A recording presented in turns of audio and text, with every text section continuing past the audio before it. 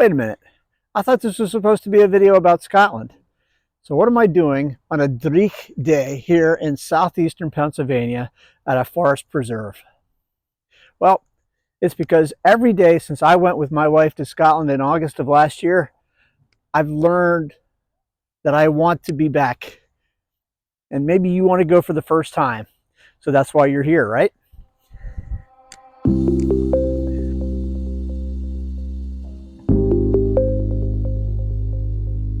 So a little word of warning.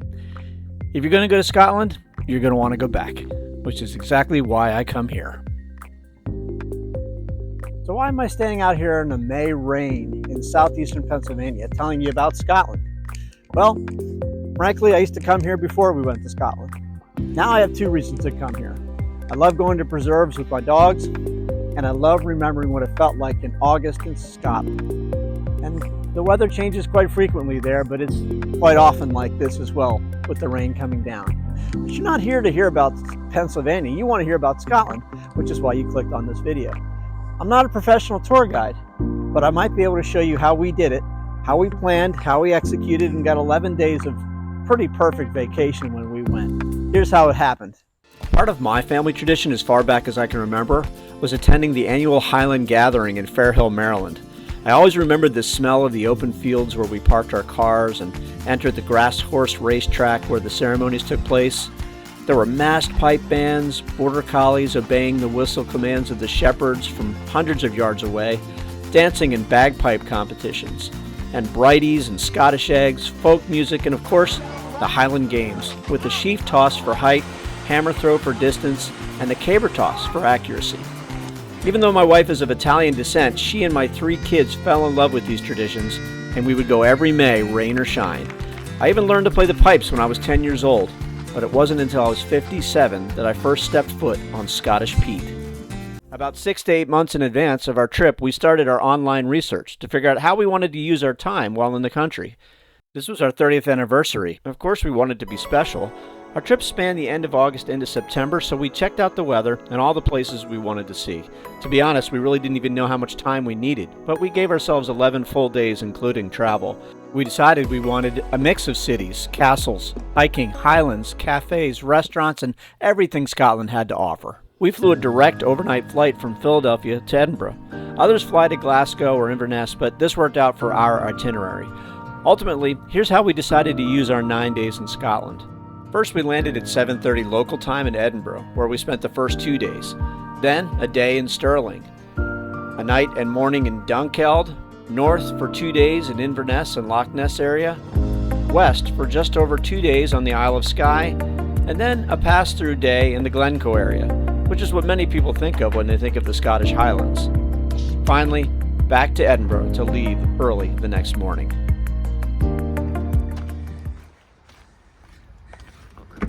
Wait, are you... Oh, you're not... Driving on the right side with a little bit of airplane sleep is a bit of an eye-opener. This is why I paid a little bit more to not add a left-handed stick shift to the mix. There's a traffic circle right outside Edinburgh Airport, which was a real challenge at first. We decided to park the car at the hotel until I'd had more rest. On the advice of many, we knew not to take a nap, but just get through the first day of jet lag. Edinburgh is a great place to do that. Plenty of walking, sights, coffee, and food to get us through the tiredness. Almost everywhere you go in Scotland is cashless, even the inexpensive bus that took us directly to our first view of Edinburgh Castle. We started our trip in the north side of Edinburgh, called Newtown, a planned Georgian masterpiece from the 1700s, full of grand terraces, wide streets, and that clean, elegant symmetry the Enlightenment loved. It's kind of the polished, orderly side of the city. Then you cross into Old Town and everything tightens and twists. This is medieval Edinburgh. Narrow closes, stacked buildings, the Royal Mile, and centuries of stories packed into every corner. It's atmospheric and chaotic and completely different from Newtown. 2 halves, 2 eras, one city with an incredible contrast.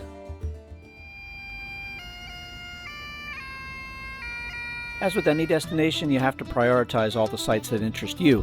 There's so much to see in Edinburgh alone that I can't list them all here, but I'll show you what we saw. And yeah, we didn't mind being the tourists on our first visit and making sure we saw the standard sites you'll see in most Scotland travel videos. And first on that list was the Scott Monument, which was built in 1846 as a Victorian tribute to Sir Walter Scott.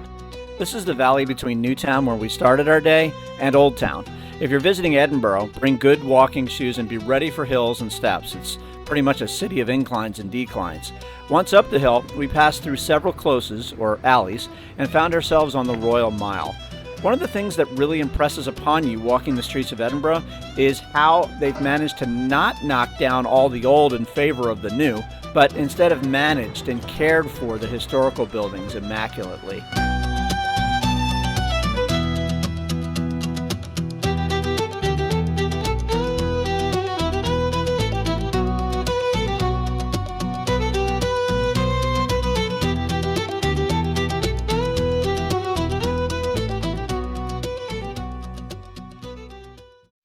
For a small donation, we got into St. Giles Cathedral without anyone in queue. The church is the historic heart of Edinburgh's Old Town, founded in the 12th century and shaped by centuries of Scottish politics and religion. It became the center of the Scottish Reformation under John Knox, who happens to be buried in its parking lot. And its crown-shaped steeple has been a symbol of the city since the 1400s. Inside you'll find memorials to key figures in Scotland's history and the famous Thistle Chapel, home of the Order of the Thistle. St. Giles stands today as Edinburgh's most important medieval church and a landmark of Scotland's national story. By midday, the effect of jet lag hit pretty hard, so just before heading back to our hotel for a little rest, we had to get to our first pub, appropriately called the Piper's Rest. I finally got to try my first authentic haggis, and it tasted nothing like my mom tried to make when I was a kid. It was actually amazing. All right, you ready?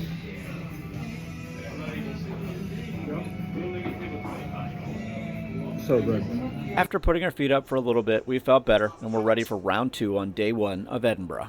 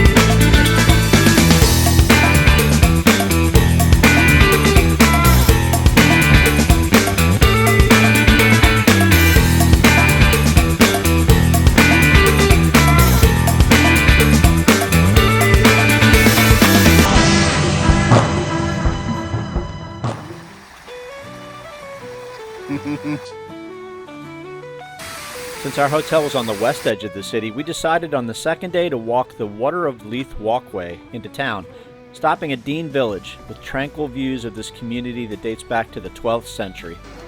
Next up was Edinburgh Castle. Now, I'd seen many videos ahead of our trip where people had gotten to the gates of the castle and just couldn't get in, especially during the busy season. So if you really don't want to leave Scotland without seeing a particular thing, make sure you research it ahead of time.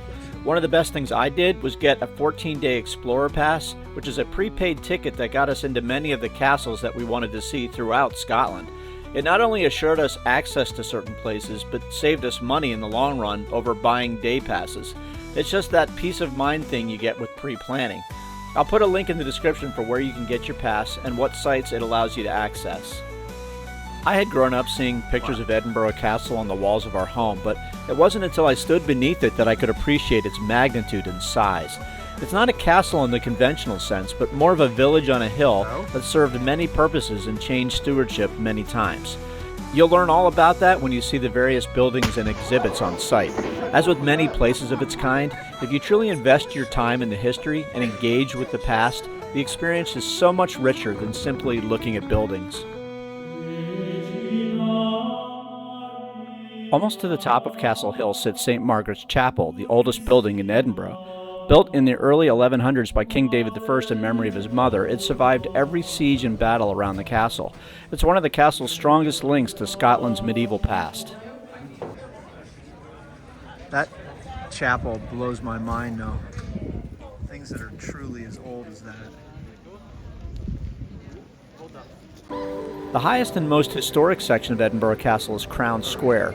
Here you'll find four main buildings: the Royal Palace, home to the honours of Scotland Crown Jewels, the medieval Great Hall built by King James IV, the Prisoners of War Museum, and the Scottish National War Memorial.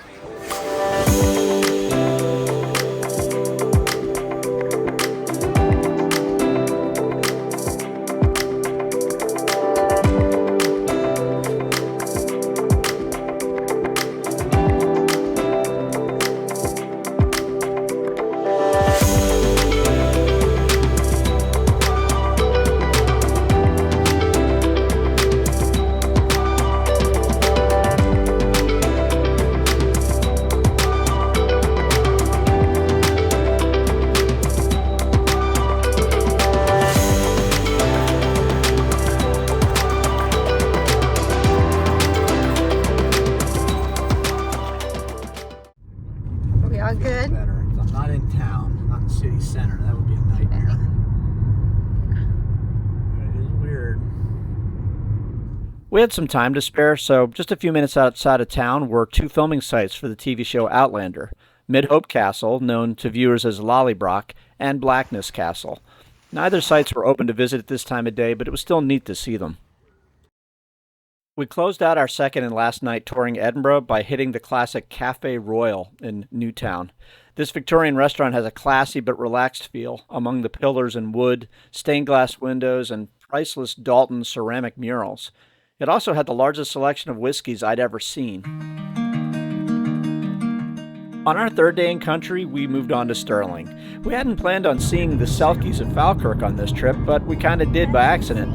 We were headed to Stirling Castle, and we knew there was a limited amount of parking there. If you miss out, you have to catch a shuttle somewhere in town that takes you to it. Our entry into the castle is timed, so we had to figure this timing thing out. I have to say though, most sites were flexible and accommodating. In the end, we got one of the last spots in Stirling Castle anyway.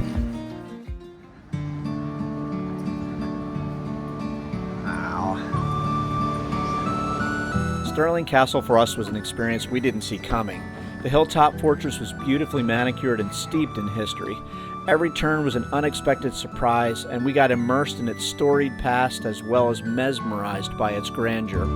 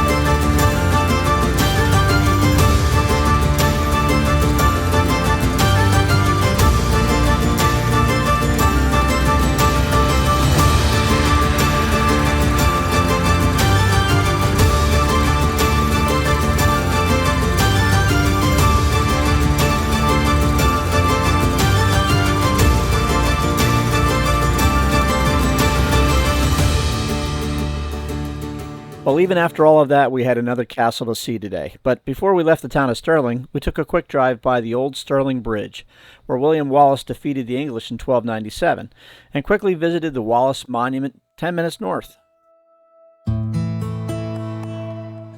If you're up for the 246 steps to the top of this monument, the payoff is an incredible view of the city of Stirling and the battlegrounds of the Stirling Bridge and Bannockburn. Built between 1861 and 1869, this Victorian Gothic structure has 3 halls on the way up, where you can stop to rest and see the history of the area. You can even behold the actual swords of William Wallace and Sir Robert the Bruce.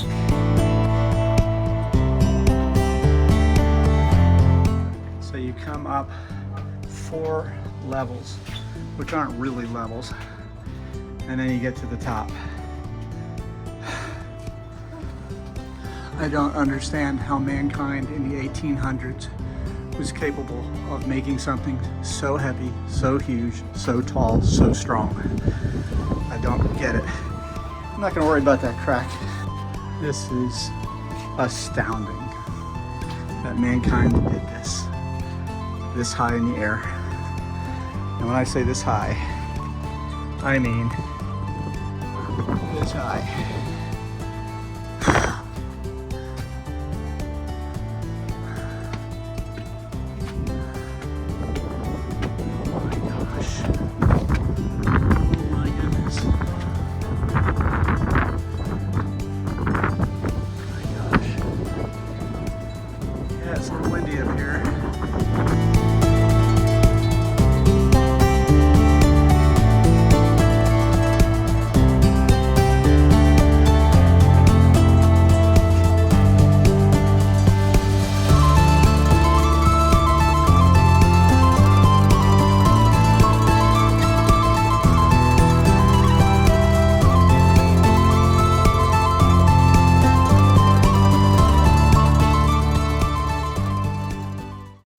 Just 15 minutes more north was our final site for the day, Doune Castle, the site of many TV and movie sets. To be honest, I thought we'd do a quick look in at Doune and relive my youthful desire to see where John Cleese taunted his visitors from the castle wall. But again, what I got was so much more. Even though this castle was never fully completed, it had so much authenticity and that sense that you could touch the past. So in the end, we spent a lot more time here than we thought we would.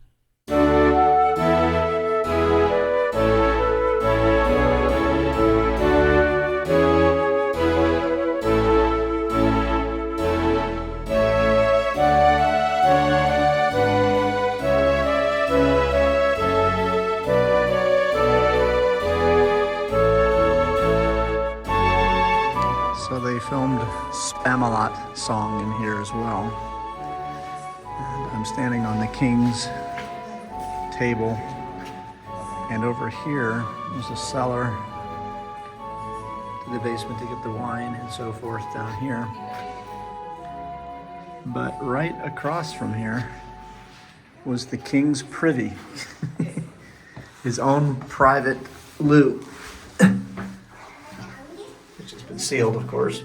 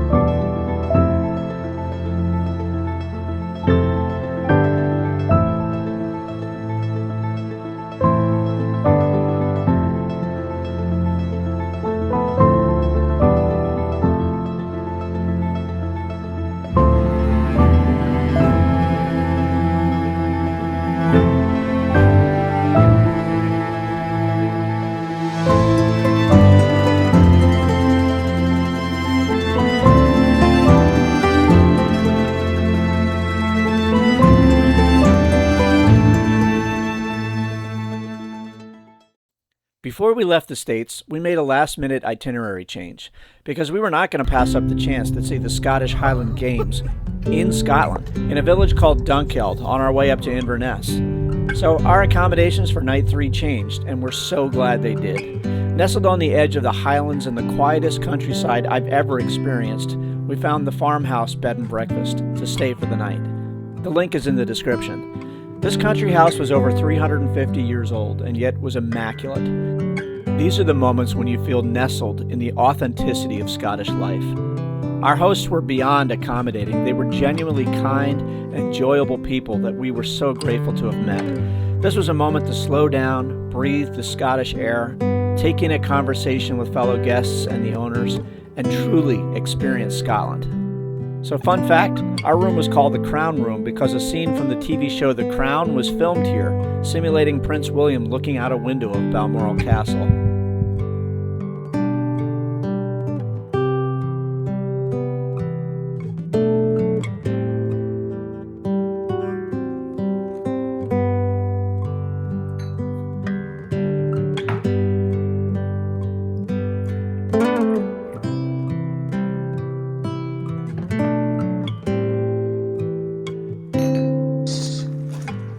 Hi Angus. Hello, puppies. Hello, puppy. Oh, you're a good boy. Our goodbyes came way too soon, but knowing once again that parking would be limited, we headed a few minutes east to the village of Dunkeld, where the 141st Burnham Highland Games were to be held this morning. Remember, I grew up with these games and longed one day to see them here, so we couldn't pass up the chance to see one of the oldest games in Scotland. One of the best things about planning a little bit is that you can ditch plans as needed when something else comes up. We weren't scrapping our visit to the games, but we didn't realize how special the town of Dunkeld would be on our trip. All over Scotland, you'll find villages and towns that require a moment's pause to learn its history.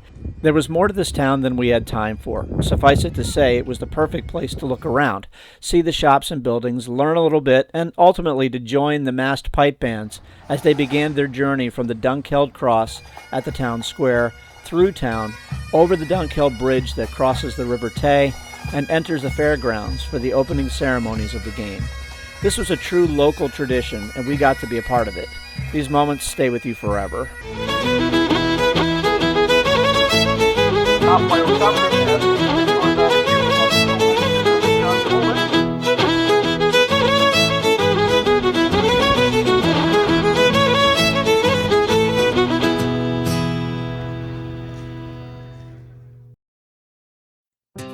Well, we'd seen most of the events of the games, and it was time to make the 2-hour drive to Inverness. This is where the beauty of the Highlands starts to kick in, though we needed to get to our reservation at the highly recommended Cafe 1 restaurant in town. That evening we walked the city, considered to be the capital of the Highlands. It's a lively, fun town on the weekends, and simple to navigate. There are plenty of walks alongside and bridges over the River Ness that flows from Loch Ness at a rapid speed that reflects the pace of the town. The river flows into the Moray Firth, or bay, and then into the North Sea. It's shallow and stunningly beautiful as it reflects the buildings and lights of Inverness. Day 5 was a day I've been waiting for my whole life. We were hitting the road and finally going to Loch Ness. Well, after 57 years, probably 50 years of wonder, there's Loch Ness. But given my nature, it wasn't going to be enough to look for Nessie from the coastline. I knew we needed to get on the water and truly experience it. Booking from home is easy with Jacobite cruises, and I highly recommend doing so ahead of time. The winds were very heavy this day, so dress for Scotland and remember to layer, literally, for any type of weather. No.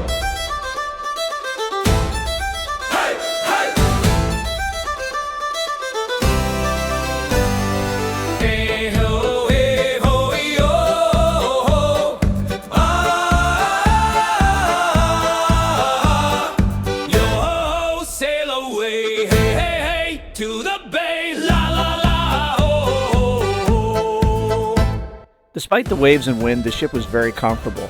You have the option of sitting outside and taking it all in, or ordering food and drinks inside with bathroom accommodations and table seating. This was a very cool way of seeing the famous Urquhart Castle for the very first time live, even though that was next on our day's itinerary. So yeah, for all the hype, Urquhart Castle is essentially a ruin, but there's enough here to see and enjoy, and be able to take in incredible panoramic views of the loch. The audio tours these castles provide give context and stories that bring ruins to life. You may not stay here long, but it's not something you'll want to miss if Scottish history interests you.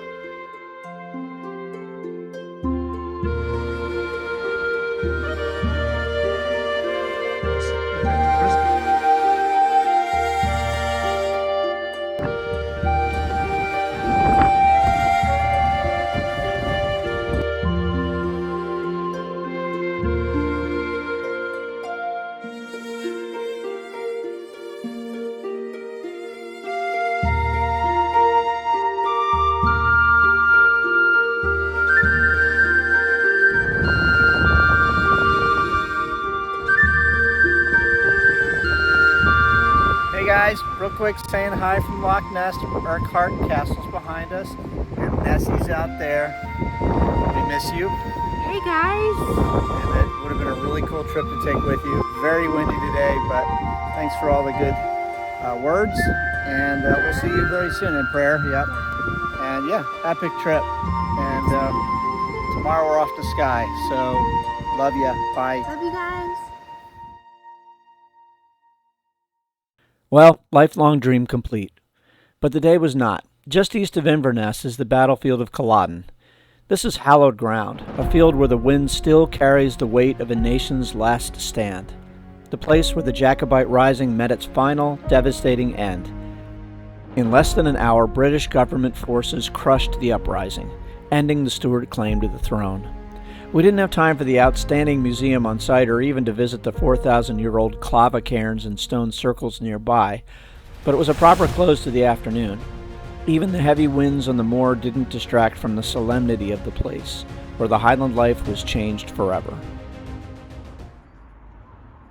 Day 6 was a full day traveling west to the Isle of Skye, with some stops along the way. But Diana really wanted to see a little bit more of the city of Inverness, so we walked the Victorian Bridge and pathways along the waterfront for a little bit before heading out. Moving westward along the A87, we found a stopping place at Loch Cluny and then in Glen Shiel that for the first time in my life literally caused me to catch my breath. I always talked about running up a Highland mountain, but realized quickly that the incline and the bogs keep that from happening. I wondered how the ancient Highlanders did it. Even though we were not far from the road, just a few hundred feet down the hill, I felt like I had entered the past. I couldn't believe how it felt to be there, and I tried to put it into words. So there are moments that you know you have to put on video because you couldn't just walk away from it. But obviously video is never going to capture it, but there are moments when you're standing in a place where you literally can't come up with a word to say, and you probably shouldn't. I mean, it goes without saying that for 50 years at least, I've wanted to do exactly this and run up a Highland mountain.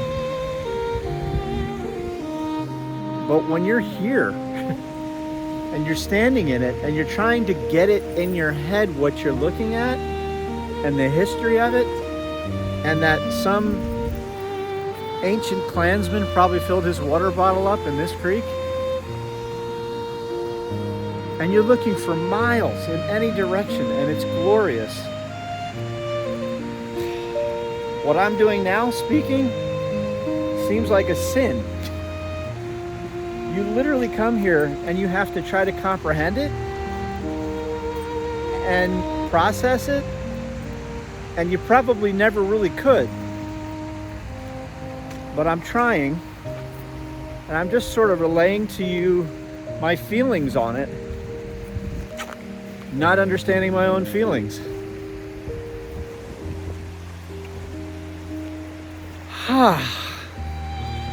Yeah, they said Scotland was a thing. You gotta be here. You just gotta be here. And we're here. Yeah, that's all you can say.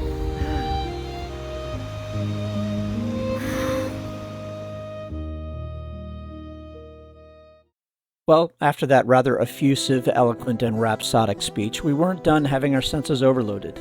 Not by a long shot.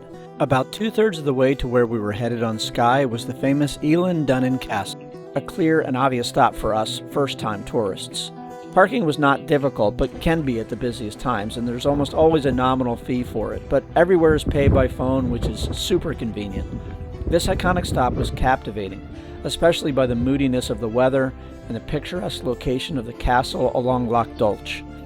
As this was a private residence, filming and pictures are not permitted inside. We toured briefly as we'd seen a number of castles already, and we were in more of a scenery mindset part of our trip. And by the way, Eilean Doune is not covered by the Explorer Pass that I mentioned earlier, but it is a fascinating castle and well worth the time and cost. So the yellow labels on this Google map were our pre-planned places to visit. The green were hopeful maybes. As you can see, the village of Plockton was one of those green hopefuls. I'm not sure why we decided to add the village of Plockton to our day with all that we had planned. We'd seen it online and somebody said you could find Highland Cows there, but we had some time, so we pulled in and found an unexpected oasis that sort of reminded us of a pirate's port. complete with palm trees on an island leading to the ocean.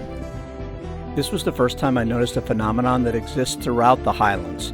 If you think you've captured something on camera in one moment, give it a few minutes. The lights and shadows of Scotland change dramatically in just a short time, and the scene changes before you, as it did in this charming little port.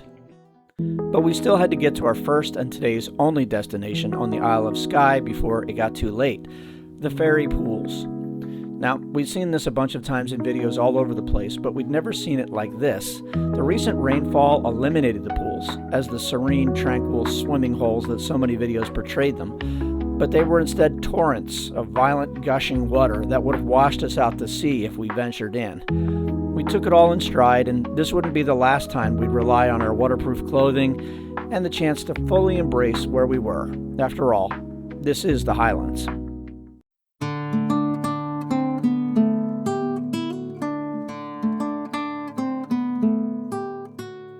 After drying off and grabbing some dinner in the town of Portree, Skye's main hub and town center, we slept well in a coastal B&B.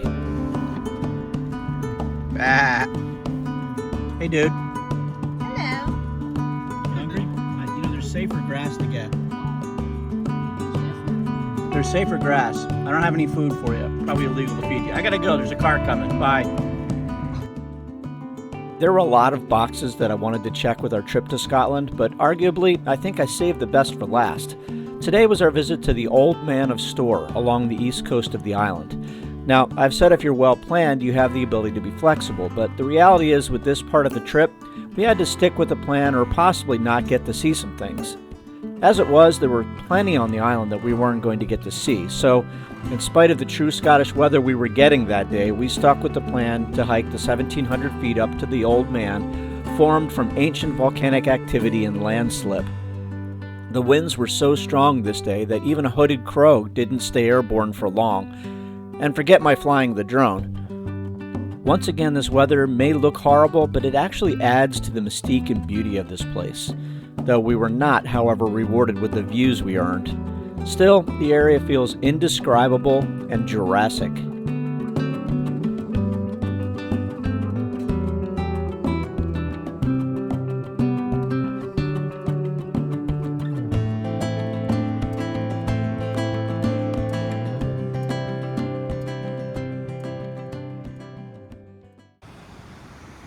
We tacked on 2 more stops for the day by visiting both the Lealt and the Mealt falls, also on the east coast. Both were easily accessible and quick stops. The Kilt rock formation, called this due to their striations appearing like a kilt, might have been better viewed if we were permitted to fly our drone, but still worth a few moments stop off to see.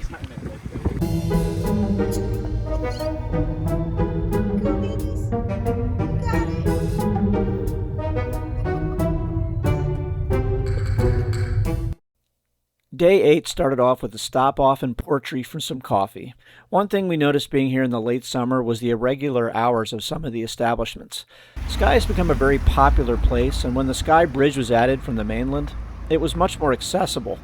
So full summer's worth of tourism seemed to have noticeably had an effect on the workers in town, which is understandable. Still, we never came across servers or store owners who didn't greet us with a smile. On the north side of Skye, on the Trottenish Ridge, lies the Quiraing, a giant landslip that, when looking at pictures online, would show a place so stunning it almost wasn't believable. I knew that we would make this stop a priority. What I didn't realize was how stunning it would be. There's a concept I hadn't heard about until we were back home called a thin place, or a place that feels as though it's as close to heaven as you can get here on Earth. That about describes it best. Well, I believe my entire Scotland trip has come, as I suspected, to the culmination of this, whereby I could never leave. This is finally the Quiraing.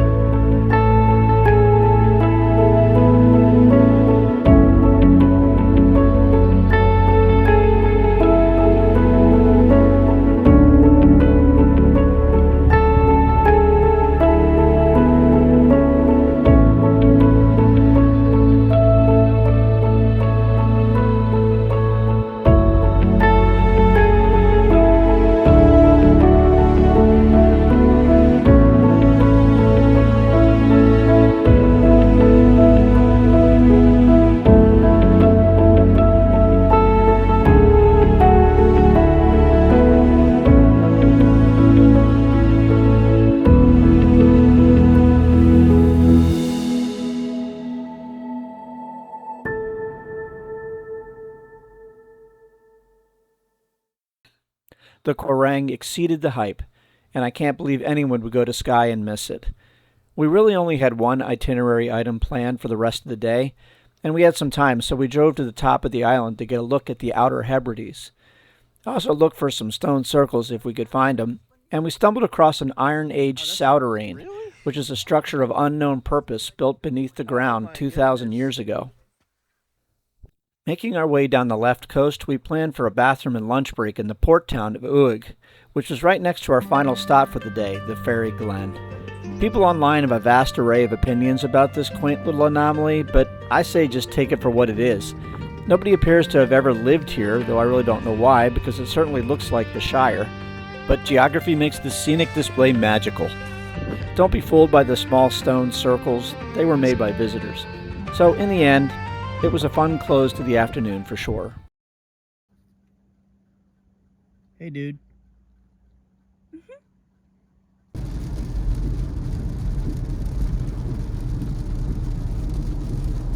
That's ominous. Again, I guess those are the Culloden Mountains. We left Skye on our 9th day in Scotland with a long drive back to Edinburgh, with some planned sights along the way, of course. With coffee and pastries, we headed for the Glencoe Highland mountain area and stumbled across these guys. Finally.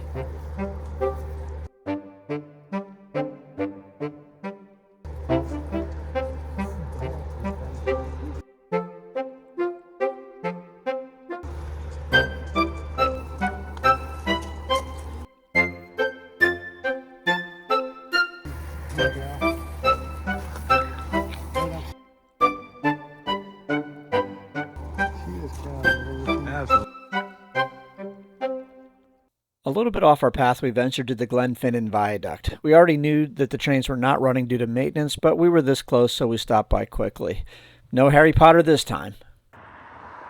I've seen some plans similar to this trip, but perhaps in reverse. That means I would have seen Glencoe a little earlier in this trip. One thing I tried to grapple with is how much can your mind take of being blown by scenery that can't be described, unless you're there to witness it. We may have spent more time here if the pull-offs were not so difficult, we weren't so short on time, and we'd seen so much already. But that isn't to say that this region was anything less than spectacular. The immense open space and barren beauty of the Three Sisters Mountains, the Glen Etive where the movie Skyfall was filmed, and just the drive through it all was a perfect finale to our time in the Highlands.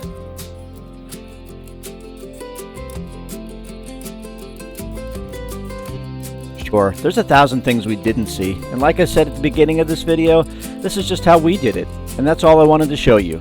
Some will prefer Glasgow or Aberdeen or hiking the West Highland Way. Others, as we saw, were planning days and days of golf in St. Andrews and elsewhere. You have to make this trip your own, like we did. This was just our first time, and I hope there will be more. And I certainly hope this video helped you.